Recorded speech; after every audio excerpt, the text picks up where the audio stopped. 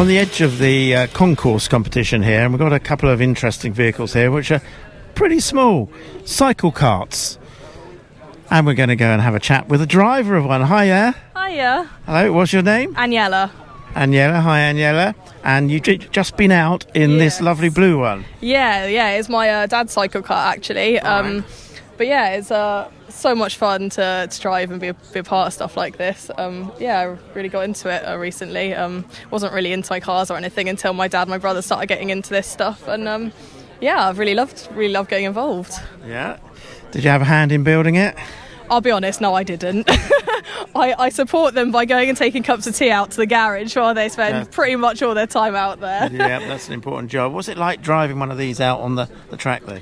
It's fun. It's a bit of a challenge to handle at some points, particularly where it's a bit bumpy, but I don't have as much experience driving it as some people. But no, it's really fun, and once you got your eye into it, it's fun to put your foot down and kind of take it around the corners a little bit. It's a pretty bumpy surface out on the finishing straight over here. And does it have suspension? I don't think it has much, if there is any. I'm just looking at it. Not a lot, is there, really? No, not at all.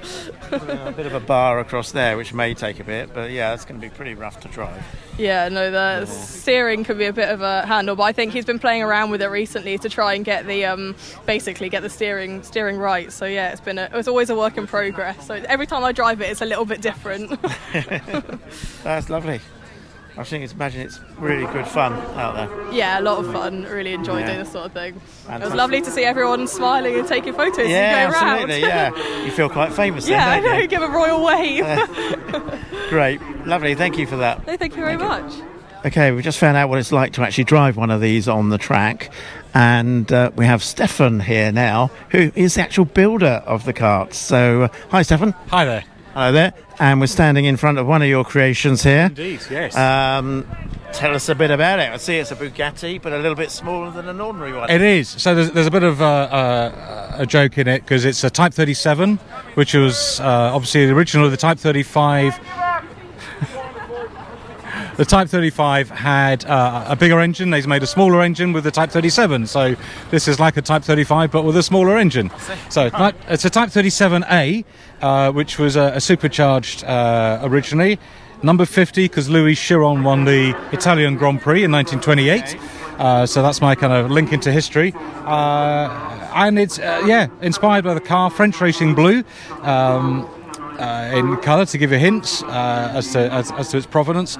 And they're enormous fun to build, really inexpensive. So for the cost of a set of tyres of most of the cars around here, you can build one of these. So is it scratch built or scratch built? So you've created everything in this car. Yes, pretty much everything. So you get your inspiration car. You then scale it down to about 2/3. You scale the cockpit back up, because I couldn't scale down 2/3. No, right. and then you fiddle around with it just to get the look you want, and then it's just about putting it together. So this has got a 1" by 3" box section chassis, plywood, and then flexi-ply body and the flexi-ply is backed with fiberglass just to stiffen it. Okay. The boat tail at the back was fiberglass molded over polystyrene. So I got into my trailer with a big block of polystyrene, chip it out, rasped away, made a whole mess, came out, put some fiberglass on it. Wow. And then for me, I've loved the details. So some people build it because they just want to get it built and get out there. Yeah. I've loved just investigating, figuring out how to make a tacho that looks exactly and works and looks like a proper Jaeger or a handbrake, or figuring out the suspension, so the dampers. I've talked to the guys who rebuild genuine Bugattis about, well, how do you put the banding on the resilient link? So, for me, it's been an entrance into old cars. Yeah. So the damper that's actually from the Austin 7 workshop. That's a genuine Austin 7 part. Ah, right. It fits. Okay. The steering is the right sort of scale. Right scale. Yeah. The steering on this is Pitman arm, like a go-kart. People have put... So I can open the bonnet if you like. Yeah, we'll have a look inside there. Okay. Doesn't look awfully comfortable, I have to say. if you're driving in here. You're not a racing driver if it's comfy. No, I suppose you're right there. No. I'm definitely not one of those. So the seat is very minimal to get the weight as low as possible for handling. But there's all sorts of things people have done for steering. So one of the guys has made a steering box out of a piece of an old Mr. Whippy machine. So, and he's got a steering arm, comes out the side, it doesn't matter. So, as long as it works, it works. So that's the deal. That's a bit strange. In this one, there's quite a lot of fettling. So my brake mechanism was a lot of work with a hacksaw and a file. But it works. This uses what we like to call the Appleyard mechanism. So the brake here, it works. And inside there is a cable that comes up to the foot brake and just pulls the foot brake. I see. Yeah, got that. Yeah. It's the simplest way of implementing a handbrake invented by our good friend Graham. He was around somewhere. He's disappeared now. Yeah. So, and then this has got me into. I met another guy through CycleKarts, and we've got a whole heap of real classic cars we're now working on directly as a result of this. These are what, 200cc, are they? 200cc. 6.5 to 10 horsepower. Right. They're limited at 10 horsepower. And gear-wise? Most have just a centrifugal clutch and then a torque converter, which gives it 10% overdrive down to 2.7 to 1. So it's good for the power output and giving you the acceleration. Some guys have got fixed ratios. Right. They, everyone each their Depends own. what you want to do, frankly, it depends a little bit on this. Well, yeah. How much extra gearing you need. Is there quite a movement for these? Is there a lot of these around, or is it a growing thing? It's growing. So first, I'm just going to take the tail off. So 2018 was the first meet in the UK, September. There were 3 carts there, 2 of them working. Okay. We hooned around Stretton go-kart circuit, which was a hoot, and then after that, a whole bunch of us start building. There were probably 8 by the next year, probably 15 in the UK, another 8, 10 being built. Right. In the States, it's much bigger. But, it's a fairly recent, or what do I call it really, a hobby or movement. A movement. I like a recent movement. A movement, a groundswell of absolutely. love of classic cars. Of course, going back to the old Brooklands days, we had CycleKarts were here. Yeah. CycleKarts, called them then. Similar tiny little cars with small engines. And I think I guess that was the inspiration for these. Absolutely. Well, as far as we know, a guy called Michael Stevenson came up with the term CycleKarts in the States in the 80s in California, and so I haven't spoken to him about where the name came from, but we're kind of assuming it's that play on cycle cars. But of course, people have been building small cars. So the 1918 Vanderbilt Cup, there was a Harley Davidson dealer in the States, commissioned someone to build a whole set of little replica race cars, V-twin Harley engine at the front, pretty much the same scale of these, and they messed around, same idea. Yeah, I think it's lovely.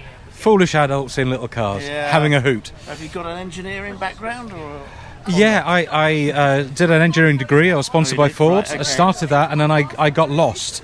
I went into an IT and business consulting, ran a charity for a while, and then through finding this project with which I started with my son, I saw the light again, and we're back in engineering. And then he's hopefully off to do motorsport engineering. He would be here, but he's revising for his A-levels, I hope. Oh, is he? All right, okay. You better be. So there we are, and there we have the massive engine. Yeah. In the back. Very, very rare. It's a rare Honda GX200 clone. Don't even know where it was made. 150 quid max, 130 probably. It's not an expensive hobby, is it, really? No, not at all. And you can keep the cost right down. So so my Brooklands exhaust, especially made for today, is made from scrap from a local laser cutting place. I think the sides are made out of a bit of a dishwasher or something. But just fantastic. Put together. Great fun, I should think. Great fun. You get the stupid grin on your face. To your daughter about it. She loved going around here today in that. A bit bumpy on this track, though. It is, yeah. You can get air on here. Definitely. Yeah. But there's something special about driving on this track. So what a fantastic place. Do you know about the one next to you at all? A little bit, yeah.